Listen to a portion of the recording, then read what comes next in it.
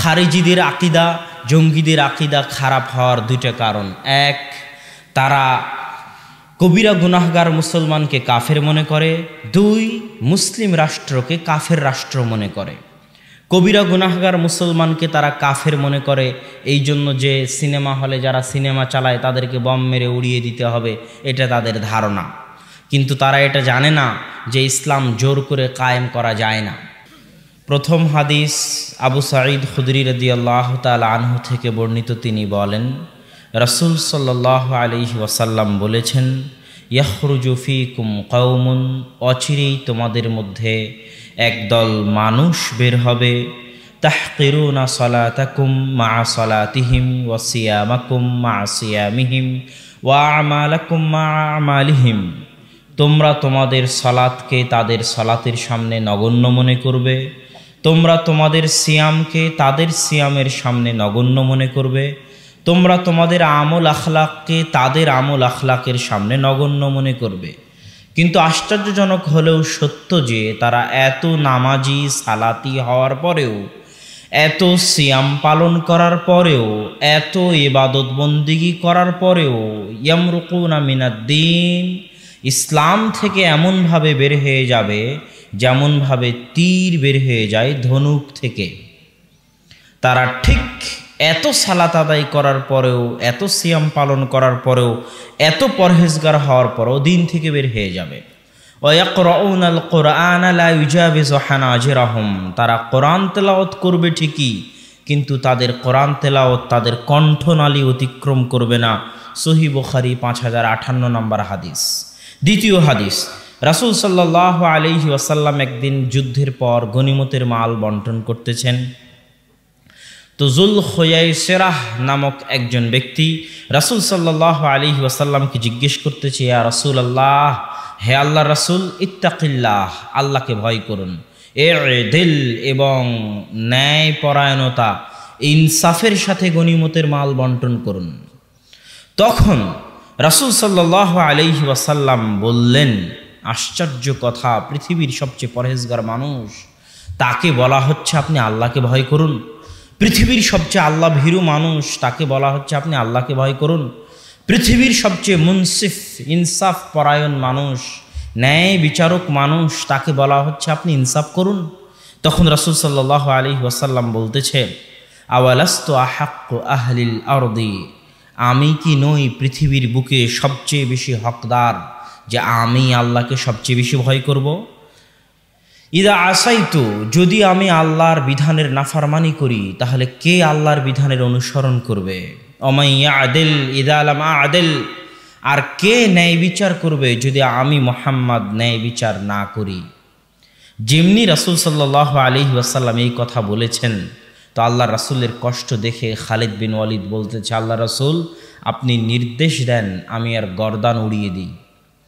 যে আপনার উপর সন্দেহ করে যে আপনি ইনসাফ করতেছেন না, তাহলে সে তো মুমিন থাকতে পারে না, তাকে হত্যা করার আমাকে অনুমতি দিন।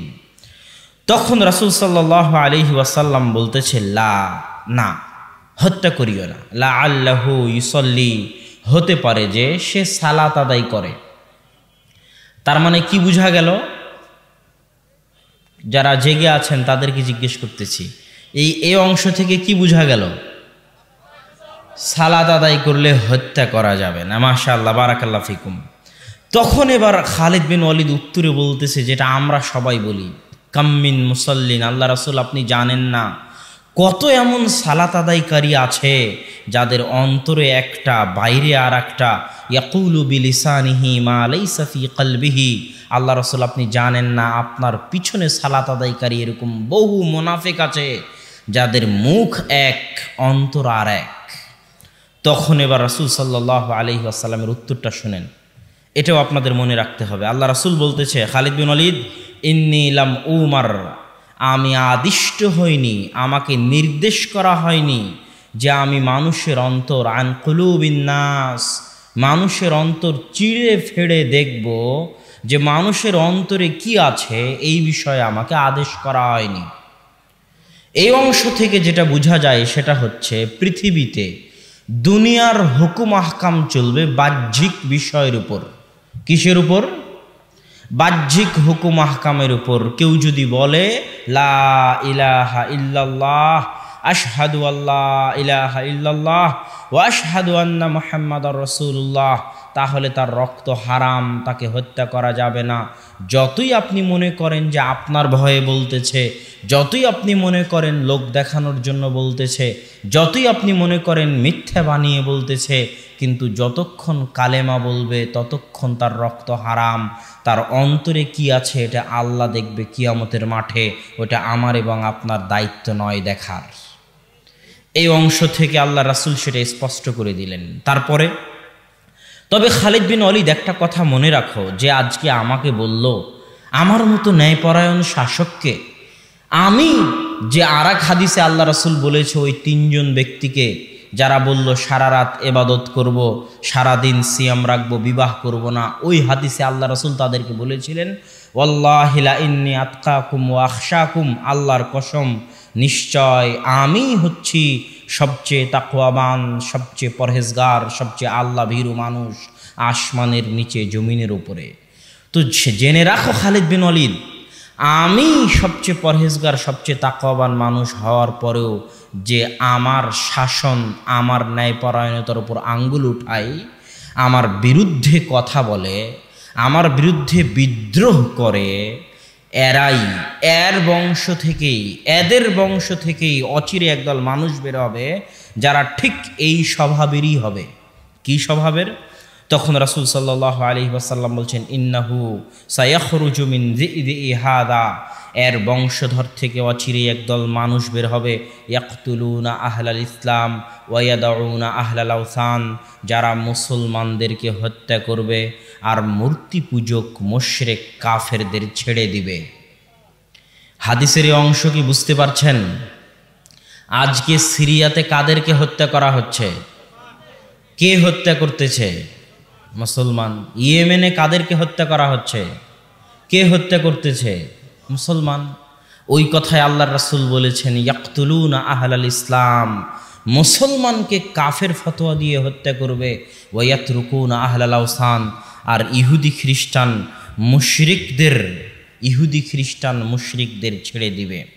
সম্মানিত উপস্থিতি, তৃতীয় হাদিস, আল্লাহ রাসূল সাল্লাল্লাহু আলাইহি ওয়াসাল্লাম বলছেন ইয়াখরুজু ফীকুম, অচিরেই তোমাদের মধ্যে একদল মানুষ বের হবে হুদাসাউল আসনান, যাদের দাঁত হবে নতুন, কেবল দাঁত উঠেছে, নতুন দাঁত গজিয়েছে, তাদেরকে হাদিসে বলা হয়েছে হুদাসাউল আসনান, নতুন গজানো দাঁতওয়ালা তথা অল্প বয়সী।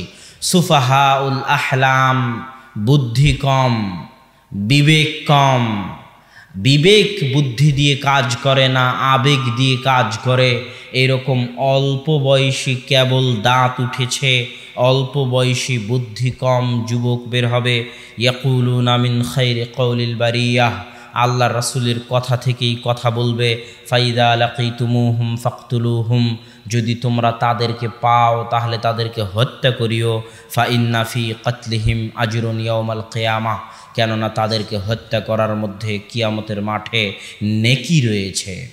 আর এক হাদিসে রাসূল সাল্লাল্লাহু আলাইহি ওয়াসাল্লাম বলছেন লাইন আদরাকতুহুম, আমি যদি এদেরকে পাই, আমি যদি এই সম্প্রদায়কে পাই, লাআকতুলান্নাহুম কাতলা সামুদ, তাহলে আমি তাদেরকে সামুদ জাতির মতো হত্যা করব।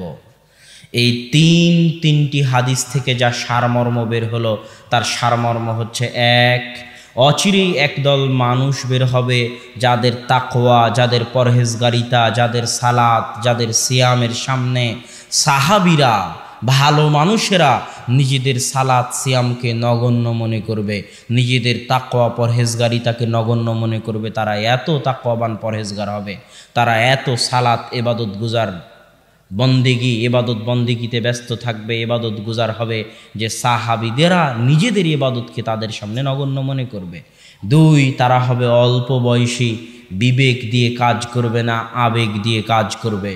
তিন, তারা মুসলমানদেরকে হত্যা করবে আর মুশরিক কাফেরদেরকে ছেড়ে দিবে, তাদেরকে হত্যা করবে না। এদের বিষয়ে আল্লাহ রাসূল যা বলেছেন, এক, আল্লাহ রাসূল বলেছেন এরা দিন থেকে বের হয়ে যাবে যেমন ধনুক থেকে তীর বের হয়ে যায়। দুই, আমি যদি এদেরকে পাই তাহলে সামুদ জাতির মতো হত্যা করব। তিন, তোমরা যদি এদেরকে পাও তাহলে এদেরকে হত্যা করিও, কেননা এদেরকে হত্যা করার মধ্যে কিয়ামতের মাঠে নেকি রয়েছে। এই হলো তিনটি হাদিসের সারমর্ম। আমি আমার সংক্ষিপ্ত বুঝি যে এই তিনটি হাদিস রাসূল সাল্লাল্লাহু আলাইহি ওয়াসাল্লাম খারিজিদেরকে বুঝিয়েছেন এবং সালাফে সালেহিন মুহাদ্দিসিনে কেরামের এটাই ব্যাখ্যা যে তারা হচ্ছে খারিজি। আর এটাই সঠিক ব্যাখ্যার নিকটবর্তী, সঠিক কথার নিকটবর্তী কথা যে এই হাদিসগুলো দ্বারা খারিজিরা উদ্দেশ্য। আমরা জঙ্গিদের আলোচনা করছিলাম যে জঙ্গিরা দুইটা জায়গায় পা পিছলে গেছে। এক, তারা কাফের রাষ্ট্রকে, মুসলিম রাষ্ট্রকে কাফের রাষ্ট্র মনে করে। দুই, তারা কবিরা গুনাহগার মুসলমানকে কাফের মনে করে, অথচ কবিরা গুনাহগার মুসলমান কাফের নয়। দলিল, আল্লাহ সুবহানাহু ওয়া তাআলা কবিরা গুনাহগার মুসলমানকে মুমিন বলে ডেকেছেন কোরআনে। আল্লাহ বলছেন ইয়া আইয়ুহাল্লাযীনা আমানু তুবু ইলাল্লাহ, হে ইমানদারগণ তোমরা তওবা করো। তো তওবা কে করে? সাগিরা গুনাহ যে করে সে তওবা করে? সাগিরা গুনাহ ওযু করলে ক্ষমা হয়ে যায়, এক সালাত থেকে আরেক সালাতের মাঝে ক্ষমা হয়ে যায়, এক জুমা থেকে আরেক জুমার মাঝে ক্ষমা হয়ে যায়, এক রমজান থেকে আরেক রমজানের মাঝে ক্ষমা হয়ে যায়। কিন্তু কাবিরা গুনাহ করলে তওবা করা লাগে। আর আল্লাহ কাবিরা গুনাহগার মুসলিমকে বলতেছে ইয়া আইয়ুহাল্লাযীনা আমানু, হে ইমানদারগণ, মানে কবিরা গুনাহ করার পরও সে এখনো কি আছে? মুমিন আছে। কথা মনে হয় বুঝাতে পারিনি। শত শত দলিল পেশ করতে পারবো যে কাবিরা গুনাহ করার পরও মানুষ মুমিন থাকে। ওই যে 99 জনকে হত্যা করলো বানি ইসরায়েলের ব্যক্তি, তারপরে 100 জনকে হত্যা করলো, তাকে আল্লাহ জান্নাতে দেয়নি? যদি সে কবিরা গুনাহ করলে যদি কাফের হয়ে যেত তাহলে কি সে জান্নাতে যেতে পারত? অসম্ভব। কবিরা গুনাহ করলে মানুষ ফাসেক হয়, পাপিষ্ঠ হয়, পাপাচারী হয়, তাকে তওবা করতে হয়, কিন্তু সে কাফের হয় না। কেননা কবিরা গুনাহ করলে যদি কাফের হয়ে যায় তাহলে তওবা করবে কি থেকে? তওবা করার তো কোনো রাস্তাই নাই। শাফাত থাকবে কার জন্য? আল্লাহ রাসূল কিয়ামতের মাঠে কার জন্য শাফাত করবে?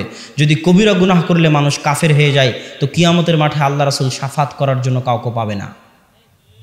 কিয়ামতের মাঠে শাফাত করার জন্য, আল্লাহর অঞ্জলিতে উঠার জন্য কোনো মানুষ থাকবে না যদি কাবিরা গুনাহ করলে মানুষ কাফের হয়ে যেত। এরকম হাজারো শত দলিল পেশ করা যাবে যে কাবিরা গুনাহ করলে মানুষ কাফের হয় না। আর যে দলিলগুলো আমরা পেশ করি এই দলিলগুলো সব ইমাম বুখারী দিয়ে গেছেন।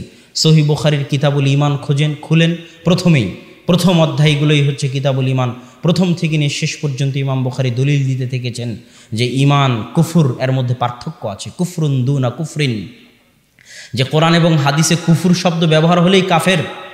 কোরআন হাদিসে ব্যবহার হয়েছে একজন মুসলমানকে গালি দেওয়া ফাসিকি, আর একজন মুসলমানকে হত্যা করা কুফুরি। তার মানে যে মুসলমানকে হত্যা করবে সে কাফের হয়ে যাবে? কথা বলেন। এটারই উত্তর ইমাম বুখারী সহিহ বুখারীতে দিয়েছে যে কুফরের স্তর আছে, কুফরের স্তর আছে। একটা কুফর যেই কুফর করলে সে পূর্ণাঙ্গ কাফের হয়ে যাবে, আর একটা কুফর যে গুনাহগার হবে, ফাসেক হবে। এগুলো সব দলিল ইমাম বুখারী রাহিমাহুল্লাহ দিয়ে রেখেছে তার গ্রন্থের মধ্যে। তো সম্মানিত উপস্থিতি, আমরা বলছিলাম তারা কবিরা গুনাহগার মুসলমানকে কাফের মনে করে। এটা হলো তাদের প্রথম বিভ্রান্তি এবং এটা ভুল কথা, এটা চলবে না। বরং কবিরা গুনাহগার মুসলমানেরা ফাসেক, তারা তওবা করে ইসলামে ফিরে আসতে পারে। শাফাতের হকদার তারাই, আল্লাহর অঞ্জলিতে উঠার হকদার তারাই। তারা যদি তওবা করে, আল্লাহর নিকটে দোয়া করে, তাহলে আল্লাহ সুবহানাহু ওয়া তাআলা তাদেরকে ক্ষমা করে দিবেন। তারা হচ্ছে ফাসেক মুমিন। এখানে আরেকটা বিষয় আপনাকে বলে রাখি, সেটা হচ্ছে কাফের মুসলিম রাষ্ট্রকে কাফের রাষ্ট্র মনে করে। তো রাষ্ট্র কতক্ষণ মুসলিম থাকে? কিভাবে রাষ্ট্র মুসলিম হয়? যে রাষ্ট্রের অধিকাংশ জনগণ মুসলমান, যে রাষ্ট্রে ইসলামী সংস্কৃতির প্রভাব থাকে, যে রাষ্ট্রে ইসলামী হুকুম আহকাম বিধিবিধান মানতে কোনো বাধা নাই, যে রাষ্ট্রের রাষ্ট্রনেতা মুসলমান, নাম কাওয়াস্তে হলেও প্রকাশ্য কাফের নয়, এইরকম যে গুণাবলী যে রাষ্ট্রের মধ্যে পাওয়া যাবে সেই রাষ্ট্রকে কাফের রাষ্ট্র বলা যাবে না, বরং মুসলিম রাষ্ট্র বলতে হবে। তবে পূর্ণাঙ্গ মুসলিম নয়, ফাসেক মুসলিম রাষ্ট্র। যেমন বাংলাদেশ, পাকিস্তান, এগুলো কি মুসলিম রাষ্ট্র? ফাসেক মুসলিম রাষ্ট্র। এগুলোকে সংশোধন করার চেষ্টা করতে হবে। এগুলোর বিরুদ্ধে বিদ্রোহ করে মুসলমানদের রক্ত, মাল, সম্পদ ধ্বংস করার চেষ্টা করা যাবে না। এখানে আরও একটা কথা আপনাকে বলে রাখি যে কাফের হলেই যে তাকে হত্যা করতে হবে তা কিন্তু নয়। কাফের হলেই কি হত্যা করতে হবে নাকি? হ্যাঁ, এই সম্পর্কে ইসলামের বিধান আছে। কয়েক শ্রেণীর কাফের যাদেরকে আপনি হত্যা করতে পারবেন না, আল্লাহ রাসূল বলেছে তাদেরকে যদি আপনি হত্যা করেন তাহলে আপনি জান্নাতের গন্ধও পাবেন না। এক, যেই কাফের রাষ্ট্রের সাথে মুসলিম রাষ্ট্রের চুক্তি আছে, চুক্তি, যে ইসলামী খেলাফতের সাথে কোনো কাফের রাষ্ট্রের চুক্তি আছে, ওই চুক্তিবদ্ধ কাফের রাষ্ট্রের কোনো কাফেরকে কোনো মুসলমান হত্যা করতে পারবে না। 2, যেই কাফের রাষ্ট্র থেকে কোনো ব্যক্তি মুসলমান রাষ্ট্রে এসেছে নিরাপত্তা নিয়ে, রাষ্ট্র বলেছে আমি তাকে নিরাপত্তা দিলাম। যেমন যখন আল্লাহ রাসূল মক্কা বিজয় করলো তখন আল্লাহ রাসূল বলল, আল্লাহ রাসূল কি বলল আপনাদের মনে আছে? আল্লাহ রাসূল বলল সুফিয়ানের বাড়িতে, তাদের বাড়িতে, উমুক উমুকের বাড়িতে, সব নাম ধরে ধরে আল্লাহ রাসূল বললেন তাদের বাড়িতে যারা আশ্রয় নিবে তারা নিরাপদ, তারা নিরাপদ, তারা নিরাপদ। মানে রাষ্ট্র তাদেরকে কি দিয়ে দিল? নিরাপত্তা দিল। এখন আল্লাহর রাসূলের অধীনস্থ কোনো ব্যক্তি তাদের গায়ে হাত উঠাতে পারবে না। ঠিক যখন কোনো কাফের কোনো মুসলিম রাষ্ট্রে ঢুকবে, মুসলিম রাষ্ট্র তাকে ভিসা দিয়েছে। ভিসা দেওয়া মানে কি দেওয়া? নিরাপত্তা দেওয়া। তো যে ভিসা নিয়ে এসেছে তাকে আপনি হত্যা করতে পারবেন না, কেননা মুসলিম রাষ্ট্র তাকে নিরাপত্তা দিয়েছে। তাকে নিরাপত্তা দেওয়া আপনার জিম্মেদারি।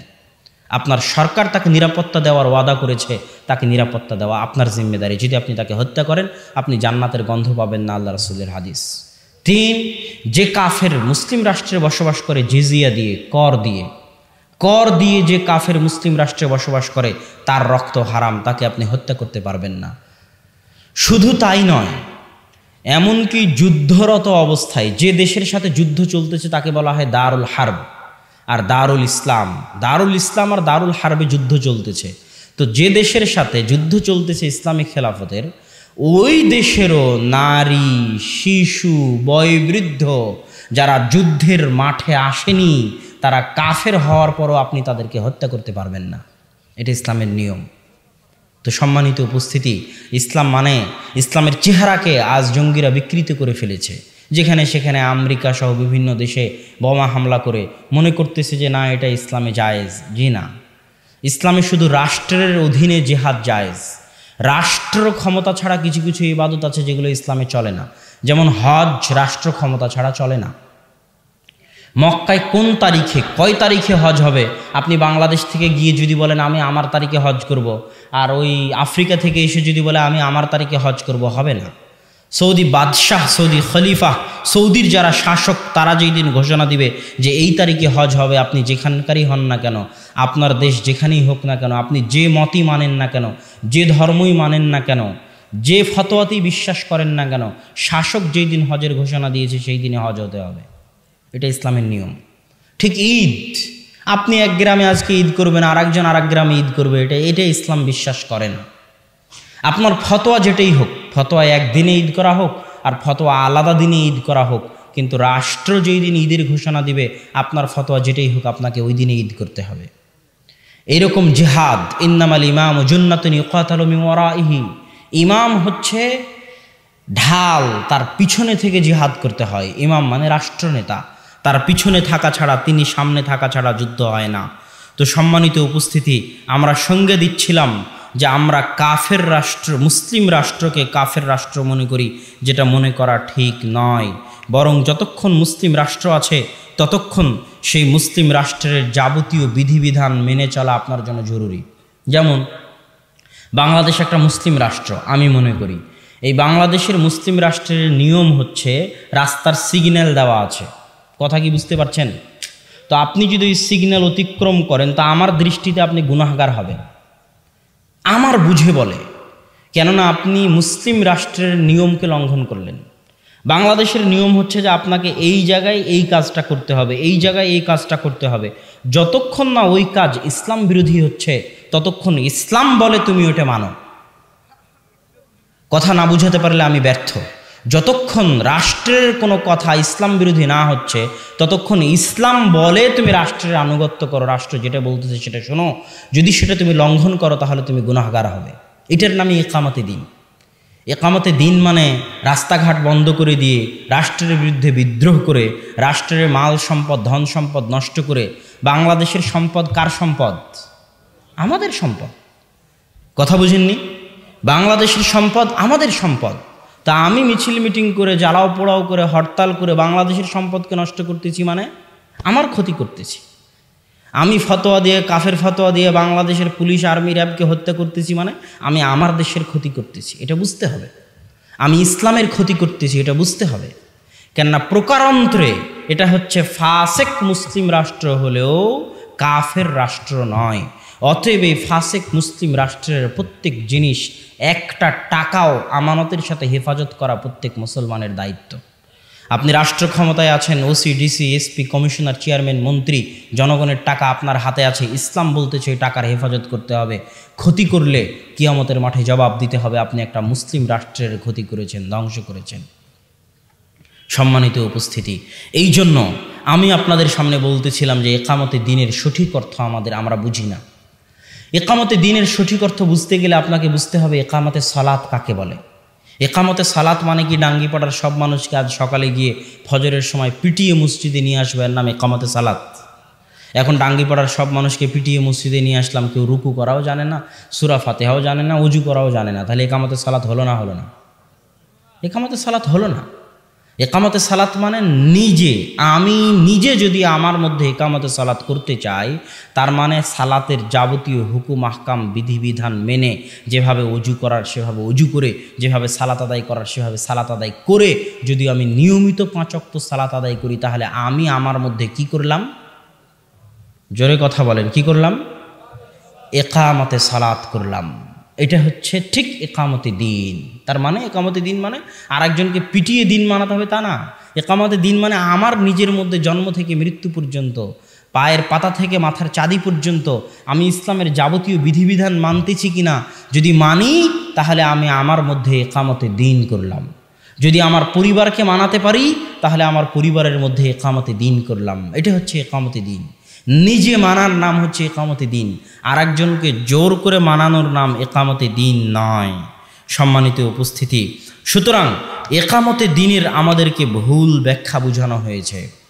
এখানে আরও একটা কথা আমি আপনাদেরকে বলে রাখি, সেটা হচ্ছে যে ইসলামের আরও একটা নিয়ম, আপনি বিচারপতি ছাড়া, বিচার ব্যবস্থা ছাড়া কাউকে হত্যা করতে পারবেন না। আর বিচার ব্যবস্থা যদি কাউকে হত্যা করেও তাহলে সে কাফের, এটাও নয়। যেমন ইসলামের নিয়ম হচ্ছে কেউ যদি বিবাহিত অবস্থায় জেনা করে তাকে হত্যা করতে হবে, তো যে বিবাহিত অবস্থায় জেনা করেছে সে কি কাফের হয়ে গেছে? হ্যাঁ, তাকে তো হত্যা করতে বলা হচ্ছে। একদল মানুষ মনে করে যে বিধানে হত্যার হুকুম আছে মানে কাফের হয়ে গেছে। জি না, ওই হত্যাটা তার জন্য কাফারা, সে জান্নাতেও চলে যেতে পারে। যে আরেকজন মুসলমানকে হত্যা করেছে তাকে হত্যা করতে হবে তার মানে সে কাফের হয়ে গেছে তা নয়। তাকে যে হত্যা করা হবে এই হত্যাটা তার ওই গুনাহের জন্য কাফারা, সে জান্নাতেও চলে যেতে পারে। ঠিক তেমনি বিচার ব্যবস্থা ছাড়া আপনি কোনো হুকুম বাস্তবায়ন করতে পারবেন না। যেমন ক্রিমিনাল ল, পৃথিবীতে যতগুলো রাষ্ট্র আছে, মুসলিম রাষ্ট্র আছে প্রায় 57-58টা মুসলিম রাষ্ট্র, সব মুসলিম রাষ্ট্রে ইসলামের পারিবারিক নিয়ম, ইসলামের সামাজিক নিয়মগুলো রাষ্ট্রীয়ভাবে মানা হয়। ইসলামের পারিবারিক আইন মানে বাপ মারা গেলে কত শতক আপনি জমি পাবেন, আপনার ভাই বোন কত শতক জমি পাবে, এটা কে বলে দিয়েছে? ইসলাম বলে দিয়েছে। ওটাই কিন্তু মুসলিম দেশগুলোতে মানা হয়। ওটাকে বলা হয় ফ্যামিলি ল, পারিবারিক আইন। তো ইসলামের পারিবারিক আইন রাষ্ট্রীয়ভাবেই মানা হয়। যেমন বাংলাদেশের সরকার আপনাকে হজের জন্য সহযোগিতা করে না? করে না? করে না? করে না? করে। বাংলাদেশের সরকার আপনার ঈদ বাস্তবায়ন করতে সহযোগিতা করে না? করে না? করে। তাহলে ইসলামের যেগুলো সামাজিক বিধিবিধান আছে, ইসলামের যেগুলো পারিবারিক বিধিবিধান আছে, সেগুলো প্রায় অধিকাংশ মুসলিম রাষ্ট্র মানে, রাষ্ট্রীয়ভাবে মানে। রাষ্ট্রগুলো কি মানে না? ইসলামের ক্রিমিনাল ল মানে না। অপরাধ সংক্রান্ত ইসলামের যে বিধিবিধানগুলো আছে এগুলো কোনো রাষ্ট্র মানে না, সৌদি ছাড়া। অপরাধ সংক্রান্ত কি আছে? চুরি করলে হাত কাটতে হবে, কেউ যদি মদ পান করে তাহলে 40 লাঠি 80 লাঠি পিটাতে হবে, কেউ যদি জেনা করে তাকে রজম করতে হবে, অবিবাহিত হলে 100 লাঠি পিটাতে হবে, দেশ থেকে তাড়াতে হবে। এই যে অপরাধ সংক্রান্ত যে আইনগুলো আছে এগুলো কোনো মুসলিম রাষ্ট্র, অধিকাংশ মুসলিম রাষ্ট্র মানে না। তো এখন আপনি কি জোর করে এই অপরাধ সংক্রান্ত বিধিবিধানগুলো বাস্তবায়ন করবেন? হ্যাঁ, এটার উত্তর কি? এটার দলিল কি? এটার দলিল হচ্ছে স্বয়ং খলিফা ওমর যদি কাউকে নিজে চোখে জেনা করতে দেখে তো খলিফা ওমর তার উপর জেনার হদ কায়েম করতে পারবে না সাক্ষী ছাড়া। এটা ইসলামের নিয়ম। খলিফা ওমর শাসক, ক্ষমতায় আছে, স্বচক্ষে দেখতেছে জেনা করতে, কিন্তু তিনি হদ কায়েম করতে পারবেন না। বিচারক লাগবে, সাক্ষী লাগবে, সাক্ষী আসবে, সাক্ষীরা সাক্ষী দিবে, বিচারক বিচার শোনাবে, তারপরে হদ কায়েম হবে। এটা ইসলামের নিয়ম। এটা কিন্তু আমরা জানি না, আমাদের দেশের মানুষজন জানে না। কিতাবুল ইমারাহ, কিতাবুল ইমারার যে হাদিসগুলো আছে, এই হাদিসগুলো যদি বাংলাদেশে পড়া হয়, কিতাবুল ইমারার হাদিসগুলো বাংলাদেশে দুইভাবে বিকৃত হয়ে গেছে। সহি মুসলিম খুলবেন, সহি মুসলিম খুলে কিতাবুল ইমারা বের করবেন। কিতাবুল ইমারার যে হাদিসগুলো আছে এগুলো বাংলাদেশে দুইভাবে বিকৃত হয়ে গেছে। এক, কিতাবুল ইমারার সব হাদিস নিয়ে চলে গেছে দল আর সংগঠন। বাংলাদেশের যত দল আছে, সেটা তাবলিগ জামাত হোক, জামাত ইসলাম হোক, হাস্যকর ব্যাপার যে কিতাবুল ইমারার সব হাদিস দল নিয়ে চলে গেছে। দলের আমির তো কিতাবুল ইমারাতে যে হাদিসগুলো আছে তার হাদিসগুলো ওর জায়গায় গিয়ে ফিট করা হয়, জামাতের যে হাদিসগুলো আছে সেগুলো দলের সাথে গিয়ে ফিট করা হয়। এটা গেল কিতাবুল ইমারার উপর প্রথম জুলুম। দ্বিতীয় জুলুম হলো কিতাবুল ইমারার হাদিসগুলো মূলত রাষ্ট্রনেতার সাথে সম্পৃক্ত, অথচ রাষ্ট্রনেতার সাথে কেউ কিতাবুল ইমারার হাদিস পড়ে না, সব শুধু দলনেতার সাথে কিতাবুল ইমারার হাদিস আর জামাতের হাদিস। অথচ জামাত মানে রাষ্ট্রের সাথে থাকা, আর আমির মানে রাষ্ট্রের আমির। আমির শব্দটা কি বলে ওর নাম, ইসলামের ইতিহাসে আমির শব্দটা কোনোদিন রাষ্ট্রনেতার বাইরে ব্যবহার হয়েছে এটা পাওয়া যায় না। গত 100, 150, 200 বছর আগে রাষ্ট্রনেতার বাইরে ব্যবহার হয়েছে এটা পাওয়া যায় না। এখনও মদিনার আমির আছে, মক্কার আমির আছে। আমার উস্তাদ মুফতি ইউসুফ তাওয়ালি দারুল উলুম দেওবন্দের শিক্ষক, তিনি তাবলিগ জামাতের আমিরকে লক্ষ্য করে বলতেন, তাবলিগ জামাতের আমিরকে লক্ষ্য করে বলতেন যে আপনি কেউ চুরি করলে হাত কাটতে পারেন না, কেউ জেনা করলে রজম করতে পারেন না, কেউ অপরাধ করলে গ্রেফতার করতে পারেন না, তাহলে আপনি কিসের আমির? কেননা আমির মানে হচ্ছে ক্ষমতা। চুরি করলে হাত কাটতে পারতে হবে, সে আমির। আর যদি না পারে তাহলে সে শায়েখ হতে পারে, মুফতি হতে পারে, আলেম হতে পারে, অনুসরণীয় ব্যক্তিত্ব হতে পারে, কিন্তু আমির হতে পারবে না। এটা ইসলামের পরিভাষাগত ব্যাপার। ঠিক জামাতের ব্যাপারটা ওই রকমই। জামাত, আল্লাহ রাসূল কত কঠিন কথা বলতেছে জামাতের বিষয়ে, যে তাদেরকে হত্যা করো যারা জামাত থেকে বের হয়ে যায়। আল্লাহ রাসূল বলতেছে কেউ যদি জামাত থেকে বের হয়ে যায় সে ইসলাম থেকে বের হয়ে গেল। কত কঠিন কথা। অথচ আমি যদি তাবলিগ জামাত ছেড়ে দিই তাহলে কি আমি ইসলাম থেকে বের হয়ে যাব? তাহলে তার মানে জামাত মানে দল নয়। জামাত মানে তাহলে কি? ওই যে আবু বকর রাদিয়াল্লাহু তাআলা আনহু বলতেছে যারা যাকাত দেবে না এদেরকে আমি হত্যা করব, এদের বিরুদ্ধে যুদ্ধ করব। তো ওমর রাদিয়াল্লাহু তাআলা আনহু বলছে কেমনে যুদ্ধ করবেন? এরা তো সব আশহাদু আল্লা ইলাহা ইল্লাল্লাহ, আশহাদু আন্না মুহাম্মাদুর রাসূলুল্লাহ এই কালেমা পড়েছে, এদের তো রক্ত হারাম, এদের বিরুদ্ধে তো আপনি যুদ্ধ করতে পারেন না। এটা কে বলতেছে? ওমর রাদিয়াল্লাহু তাআলা আনহু বলতেছে। তো ওমর রাদিয়াল্লাহু তাআলার কথা শুনলেনই না আবু বকর রাদিয়াল্লাহু তাআলা আনহু। আবু বকর রাদিয়াল্লাহু তাআলা আনহুর ওই বাক্য কত কঠোর কঠিন সেটা আব্বুর যাকাতের বক্তব্যে শুনিয়েন, যে কত কঠোর কঠিন। যে লাউ মানাউনি কালান ইউদ্দুনাহু ইলা রাসূলিল্লাহ, ওমর শুনে রাখো, যারা আল্লাহর রাসূলের যুগে যাকাত দিতে আসতো, যাকাত দিতে এসে গরু ছাগল উটের সাথে গরু ছাগল উটের দড়িও দিয়ে যেত। আজ আমি আবু বকর আমার যুগে যাকাত দিতে এসে যদি গরু ছাগল উট দিয়ে যায় আর গরু ছাগল উটের দড়ি না দিয়ে যায়, শুনে রাখো ওমর যারা আল্লাহ রাসূলের যুগে ওসর দিতে এসে খেজুর গম ধান চাল দিয়েছে, খেজুর গম ধান চালের বস্তাও রেখে দিয়ে গিয়েছে, আর আমি আবু বকর আমার যুগে খেজুর ঢেলে দিয়ে বস্তা নিয়ে যেতে চাই, তাহলে আমি আবু বকর ওই দড়ি ওই বস্তার জন্য যুদ্ধ চালিয়ে যাব, হয় মরবো না হয় মারবো।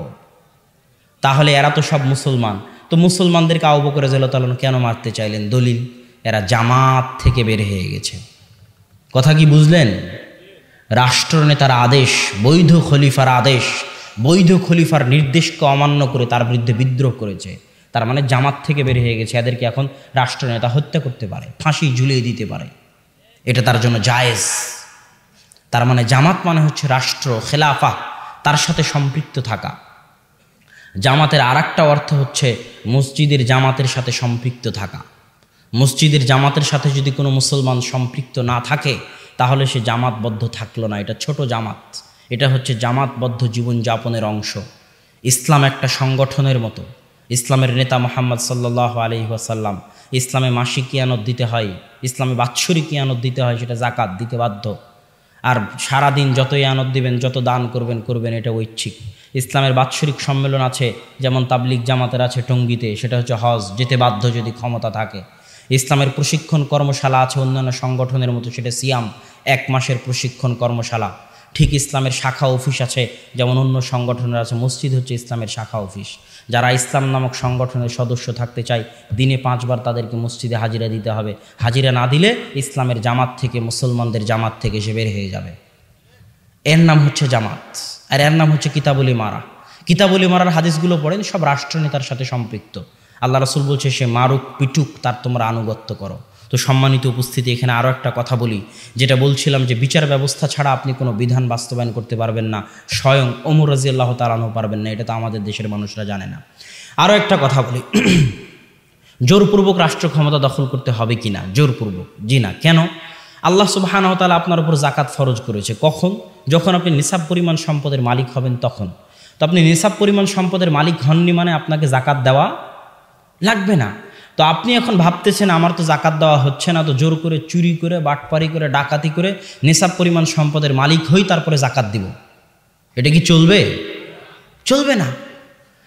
তো যেমন জোর করে অন্যায়ভাবে জাকাত নিজের উপর ফরজ করার জন্য জোর করে আপনি চুরি করে, ডাকাতি করে জাকাত নিজের উপর ফরজ করবেন, এটা নয়।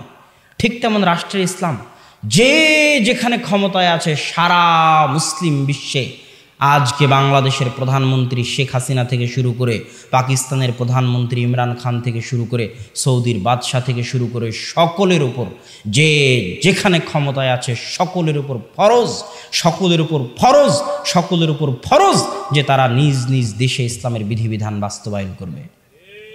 যদি না করে তাদেরকে কিয়ামতের মাঠে আল্লাহর সামনে জবাব দিতে হবে। কিন্তু এটা আমার দায়িত্ব নয়, আমার উপর এখনো ফরজ হয়নি। কোনোদিন যদি আমার উপর চলে আসে রাষ্ট্র ক্ষমতা, তাহলে তখন আমার উপর ফরজ হবে। কথা মনে হয় বুঝাতে পারিনি। যে যেখানে রাষ্ট্র ক্ষমতায় আছে তার রাষ্ট্রে ইসলাম কায়েম করা তার উপর ফরজ। আমায় এখনো রাষ্ট্র ক্ষমতায় যায়নি মানে আমার উপর ফরজ নয়। আর জোর করে নিজের উপর ফরজ চাপিয়ে নিব, মারামারি করে, গন্ডগোল করে, হরতাল করে, ভোট দিয়ে, অস্ত্র দিয়ে নিজের উপর ফরজ চাপিয়ে নিব, এটা সালাফে সালেহিনের পদ্ধতি নয়। এটা আহমদ বিন হাম্বল, ইবনু তাইমিয়া, মুজাদ্দিদে আলফেসানি তাদের পদ্ধতি নয়। অতএব এই পদ্ধতি থেকে বেরিয়ে আসতে হবে। সম্মানিত উপস্থিতি, আমরা যে আলোচনা করছিলাম, এই আলোচনার সারমর্ম ছিল দুইটা বিষয়। এক, কবিরা গুনাহগার মুসলমানকে কাফের মনে করে জঙ্গিরা। 2, জঙ্গিরা মনে করে মুসলিম রাষ্ট্রকে কাফের রাষ্ট্র। এই 2 চিন্তা থেকে বের হয়ে আসতে হবে। বের হয়ে এসে সংশোধনের মাধ্যমে, দাওয়াতের মাধ্যমে রাষ্ট্রে, দেশে পরিবর্তন আনার চেষ্টা করতে হবে। আল্লাহ সুবহানাহু ওয়া তাআলা আমাদেরকে সেই তৌফিক দান করুক, আল্লাহুম্মা আমিন। বক্তব্যের শেষে এসে আপনাদেরকে বলতে চাই যে এই যে সালাফি কনফারেন্সকে অনেকে জঙ্গির সাথে লাগিয়ে দিল, আব্দুর রাজ্জাক বিন ইউসুফ বা আমাদের যারা আহলে হাদিস আলেম ওলামা আছে, কোথায় যেন একজন দেখলাম অনেক কিছুদিন আগে একজন কোন পুলিশ কমিশনার, তিনিও বক্তব্যে বললেন যে জঙ্গিরা সাধারণত আহলে হাদিস হয় বা জঙ্গিরা সাধারণত সালাফি হয়। তো এই কথার ক্ষেত্রে আমি একটা কথা বলতে চাই, যদিও ঘুমন্ত পরিবেশ, এই জন্য সেইভাবে কথার মধ্যে আসতেছে না ওভাবে, কিন্তু একটা কথা যেটা বলতে চাই বাংলাদেশের সরকারকে, উপস্থিত প্রশাসনকে, উপস্থিত গোয়েন্দা বিভাগকে, যারা এখানে গোয়েন্দা বিভাগের লোকেরা আছেন, যেহেতু এই সালাফি কনফারেন্সকে নিয়ে গত 1 সপ্তাহ 10 দিন যাবৎ অনেক দৌড়ঝাঁপ, বিশাল ঝড়ঝাপটার মধ্যে দিয়ে যেতে হয়েছে। গোয়েন্দা, সাংবাদিক, পুলিশ, থানা, এসপি, ডিসি, ওসি সকলের দরবার দিয়ে, সকলের দুয়ার দিয়ে পার হতে হয়েছে। তো সেই ক্ষেত্রে এটার ওপর প্রশাসনের চোখ আছে, গোয়েন্দা বিভাগের চোখ আছে, প্রশাসনের লোকের চোখ আছে। তাদেরকে উদ্দেশ্য করে বলতে চাই, আপনারা যদি কোনোদিন বাংলাদেশ থেকে জঙ্গিবাদকে সম্পূর্ণরূপে নির্মূল করতে চান, পরিপূর্ণরূপে নির্মূল করতে চান, ফাঁসি দিয়ে জেলখানায় বন্দি করে জঙ্গিবাদকে নির্মূল করা যাবে না। এটা সম্ভব নয়। জঙ্গিবাদ তাদের মাথায় ঢুকিয়ে আছে, তাদের মাথায় বাতিল চিন্তা, বাতিল আকিদা আছে। যতক্ষণ না তাদের মাথা থেকে বাতিল চিন্তা, বাতিল আকিদা বের করা যাবে, ততক্ষণ জোরপূর্বক চাপিয়ে, জোরপূর্বক জেলখানায় বন্দি করে, জোরপূর্বক ফাঁসি দিয়ে স্থায়ীভাবে জঙ্গিবাদকে ধ্বংস করা যাবে না। আপনারা যদি কোনোদিন চান, আমি আপনাদের চ্যালেঞ্জ দিয়ে বলতে পারি, আহলে হাদিস সালাফিরা তো জঙ্গি নয়, মাননীয় প্রধানমন্ত্রী থেকে শুরু করে প্রশাসনকে বলতে চাই, আপনারা যদি কোনো দিন কল্পনা করেন বাংলাদেশের মাটি থেকে জঙ্গিবাদকে চিরস্থায়ীভাবে নির্মূল করবেন, তাহলে আহলে হাদিস আলেমদেরকে ডেকে এই সমস্ত জঙ্গিদের মাঝে দাওয়াতি কাজ করার সুযোগ করে দিন। ইনশাআল্লাহ আহলে হাদিস আলেমদের সুযোগ দিলে, আহলে হাদিস আলেমদের রাষ্ট্রীয়ভাবে বাইতুল মোকাররম থেকে টিভি চ্যানেলগুলো থেকে শুরু করে জঙ্গি যাদের মধ্যে জঙ্গি আকীদা আছে তাদের মাঝে সারা দেশব্যাপী প্রোগ্রাম করার, আলোচনা করার, তাদের মিডিয়ার মাধ্যমে তাদের বক্তব্য দেওয়ার সুযোগ করে দিলে সর্বক্ষেত্রে ইনশাআল্লাহ বাংলাদেশের মাটিতে আহলে হাদিসরাই পারবে এই জঙ্গিবাদ সন্ত্রাসবাদের চিন্তাকে বাংলাদেশের মাটি থেকে চিরতরে নির্মূল করে দিতে ইনশাআল্লাহ। এই গ্যারেন্টি, এই চ্যালেঞ্জ আমি দিতে পারি। অতএব আহলে হাদিসদেরকে জঙ্গি, সালাফিদেরকে, সালাফি কনফারেন্সকে জঙ্গি মনে না করে আমাদের এই দালিলিক আলোচনাগুলো শুনুন, শুনে আমাদেরকে সুযোগ দিন। আমরা জঙ্গি তো নই, আপনার দেশ থেকে জঙ্গি আমরাই মুক্ত করতে পারবো। সেই দলিল, সেই জ্ঞান, সেই বক্তব্য, সেই আওয়াজ, সেই লেখনী আমাদের আছে ইনশাআল্লাহ। অতএব আমাদেরকে এটার সাথে সম্পৃক্ত না করে বরং আমাদেরকে গনিমত হিসেবে কাজে লাগানোর, বাংলাদেশকে শান্তি ও নিরাপত্তাপূর্ণ উন্নত রাষ্ট্রে পরিণত করার ক্ষেত্রে আমাদের সহযোগিতা গ্রহণের জন্য আবেদন জানাই। আর সালাফি কনফারেন্স ইনশাআল্লাহ, আমি গতকাল হয়তো কিছু কথা বলেছিলাম সালাফি কনফারেন্স নিয়ে, আজ আর বলতে চাই না। আজ এতটুকুই বলবো যে আল্লাহ সুবহানাহু ওয়া তাআলা যাদের অন্তরে সালাফি কনফারেন্স নিয়ে সংকীর্ণতা আছে, আপনি তাদের অন্তরকে প্রশস্ত করে দিন, আমিন। এবং আমি আশা করব অন্তরের অন্তরস্থল থেকে আমাদের যদি কোনো ভুল ত্রুটি হয়ে থাকে ক্ষমা সুন্দর দৃষ্টিতে দেখবেন। সকলকে যারা যেখানে বক্তব্য শুনতেছে এই সালাফি কনফারেন্স আয়োজন করতে গিয়ে আমাদের দ্বারা যদি কোনো ভুল ত্রুটি হয়ে থাকে ক্ষমা সুন্দর দৃষ্টিতে দেখবেন। আর আমরা অনুরোধ করব, এবার যদি না পারেননি কোনো সমস্যা নাই, আগামী বছর সালাফি কনফারেন্সে আসুন, সালাফি কনফারেন্স আয়োজন করতে সহযোগিতা করুন ইনশাআল্লাহ। এটি একটি নেকির কাজ। জামিয়া সালাফিয়ার মাধ্যমে, সালাফি কনফারেন্সের মাধ্যমে বাংলাদেশের মাটিতে সালাফি আন্দোলন গতি পাবে, বিস্তার লাভ করবে ইনশাআল্লাহ। এই আশা ব্যক্ত করে আজকের সংক্ষিপ্ত বক্তব্য এখানেই শেষ করতেছি। ওয়া আখিরু দাওয়ানা আলহামদুলিল্লাহি রাব্বিল আলামিন। আসসালামু আলাইকুম ওয়া রাহমাতুল্লাহি ওয়া বারাকাতুহু।